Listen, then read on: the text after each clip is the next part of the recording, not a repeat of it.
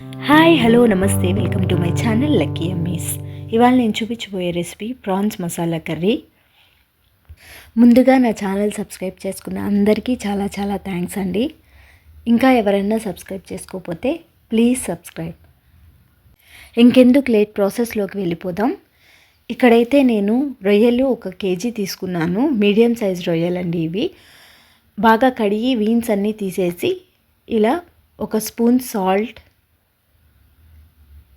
1/2 spoon పసుపు, 1 spoon మిరప్పొడి వేసుకొని బాగా కలిపి ఒక 15 to 20 మినిట్స్ అయితే సైడ్ పెట్టుకుంటున్నాను.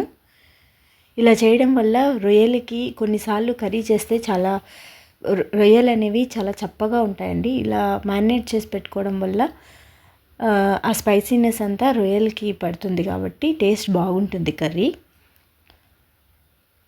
ఇప్పుడు ఒక పాన్ తీసుకొని దీనిలో ఒక 3 టేబుల్ స్పూన్స్ వరకు ఆయిల్ వేసుకుంటున్నాను. ఆయిల్ కొంచెం హీట్ అయిన తర్వాత మనం మ్యారినేట్ చేసి పెట్టుకున్న ప్రాన్స్ దీనిలో వేసుకుంటున్నానండి.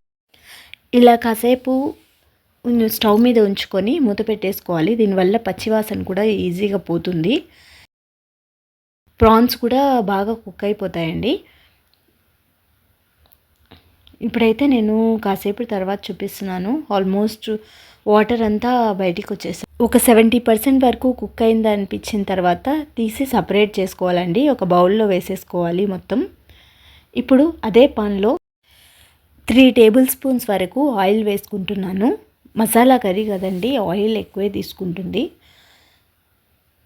ఇప్పుడు దీనిలో బిర్యానీ స్పైసెస్ అయితే కొంచెం కొంచెంగా యాడ్ చేసుకుంటున్నాను. చెక్క, లవంగాలు, జాపత్రి, ఇవి ఫెనల్ సీడ్స్ ఇవన్నీ యాడ్ చేసుకుంటున్నానండి నేను.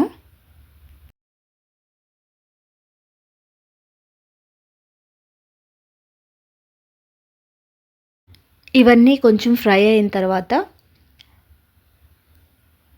ఎర్రగడ్డని ఇలా చిన్న ముక్కలుగా చేసుకుంటున్నాను. ఒక 3 ఎర్రగడ్డలు ఇలా చిన్న ముక్కలుగా చేసుకొని వేసుకుంటున్నాను.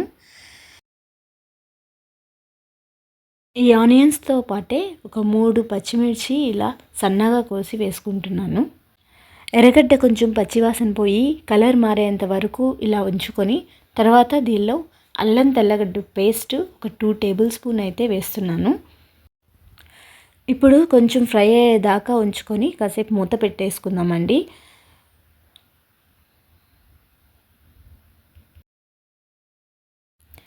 ఆనియన్స్ కాస్త కలర్ చేంజ్ అయిన తర్వాత ఇప్పుడు దీనిలో టమోటాలు ఒక 3 టమోటాలు ఇలా చిన్న ముక్కలుగా కట్ చేసుకొని వేసుకుంటున్నాను.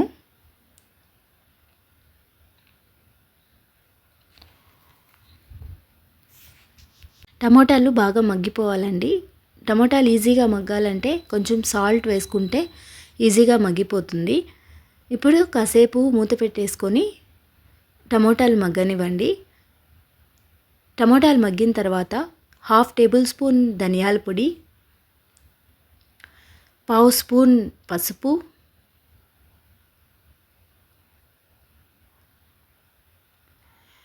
1 స్పూన్ కారం, 1 స్పూన్ వరకు గరం మసాలా వేసుకొని మొత్తం బాగా కలిసేలాగా కలుపుకొని కాసేపు మూత పెట్టేసుకోవాలి.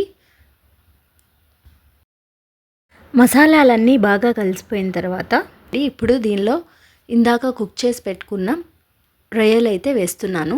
వాటర్తో సహా వేస్తున్నానండి, అప్పుడే గ్రేవీ బాగుంటుంది.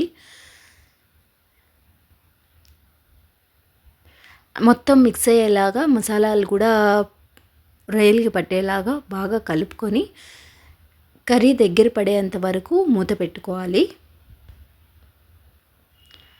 ఇందాక 70% కుక్ చేసుకున్నామండి మనం. ఇప్పుడు ఎక్స్ట్రా సాఫ్ట్ అవ్వాలి అని అంటే కాసేపు అయితే కుక్ చేసుకోవాలి. కొన్నిసార్లు ప్రాన్స్ కర్రీ మనం బయట తిన్నా కూడా కొంచెం క్రంచీగా ఉంటుంది. అలా కాకుండా సాఫ్ట్గా ఉండాలి అంటే నేను చెప్పిన ప్రాసెస్లో అయితే ట్రై చేయండి. కర్రీ అయితే చాలా దగ్గర పడింది. ఇప్పుడు నెక్స్ట్ అయితే దీనిలో కరివేపాకు వేసుకుంటున్నాను, జస్ట్ ఒక ఫ్లేవర్ కోసమే అండి.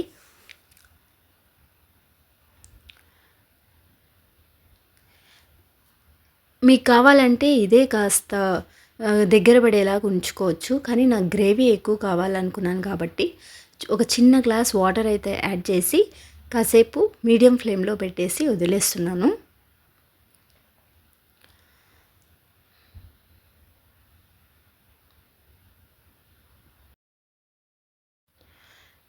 ప్రాన్ ఉడికిందా లేదా అని చెప్పి కొంచెం చూస్తున్నానండి.